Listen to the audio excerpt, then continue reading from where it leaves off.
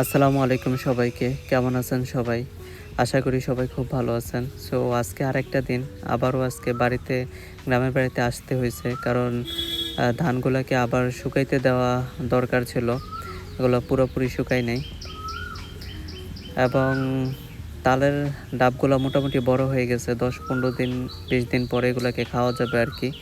আর লেচু গাছের লেচুগুলো পেকে গেছে। এখন লেচুও খাওয়া যাবে। তো আজকে তেমন একটা বৃষ্টি না থাকায় রাস্তা কিন্তু অনেক শুকনা। যেহেতু কাঁচা রাস্তা, শুকনা থাকলেই চলাচলের জন্য বেশি ভালো আরকি। সো আমি আর আমার ভাই দুজনে মিলে যাইতেছিলাম হইতেছে একটু খে চরের দিকে, যেখানে আমাদের ধানের জমিগুলো আছে। কিছুটা ধান কাটা বাকি ছিল আরকি। তো আজকে ২ জন লোক ওই ধানগুলাকে কাটতেছে। সো ওদের দুপুরের খাবার ব্যবস্থা আসলে আমরাই করি। সো এই কারণে তাদের দুপুরের খাবারটা নিয়ে আমরা যাইতেছিলাম আরকি।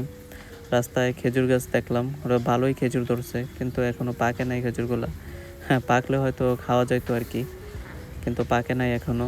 আসার পর দেখলাম যে ওরা মোটামুটি ৩ ভাগের ২ ভাগই প্রায় কেটে ফেলছে আর কি ধান। আর আর কিছুটা আরও ভালো কিছু আছে, অনেকটাই আছে। তো আশা করি আজকে এগুলো পুরাটাই কেটে শেষ করতে পারবে আর কি। ওইখানে বেশি রোদ থাকায় আমরা একটু গাছের ছায়ার মধ্যে বসতে আসছিলাম, কারণ রোদের অনেক গরম। একটা জিনিস লক্ষ্য করলাম যে কিছু পাখি এবং পাখির বাসাও আছে দেখলাম গাছটার মধ্যে, একটা পাতাও নাই। এই গরমের মধ্যে পাখিগুলা কিংবা বাসার মধ্যে যে পাখির বাচ্চাগুলো আছে ওগুলো আসলে কিভাবে থাকে কে জানে।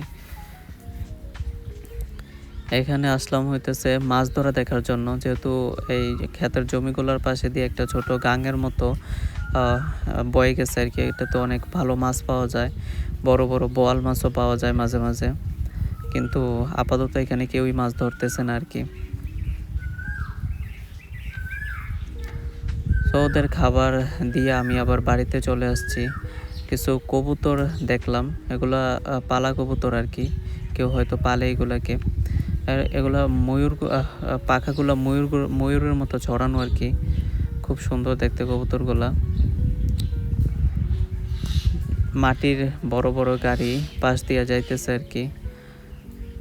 ধানগুলা মোটামুটি ভালোই শুকিয়ে গেছে, যেহেতু সারাদিন রোদ পড়ছে, ধানগুলো শুকিয়ে গেছে ভালোই। আম গাছে মোটামুটি অনেক আম ধরছে মাশাল্লাহ।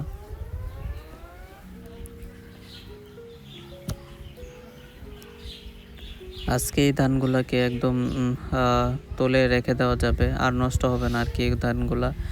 তো একটু পরে দেখলাম যে এই যে ধানের বড় বড় গাড়িগুলো যাইতেছিল, মাটির গাড়িগুলা হলো, একটা ভুলবশত হয়তো একটা চাকার নিচে পড়ে একটা কবুতর মারা গেছে আর কি, একদম মরে গেছে। সো ভালো থাকবেন সবাই, ইনশাল্লাহ আরও একটা নতুন ভিডিওতে দেখা হবে। আসসালামু আলাইকুম।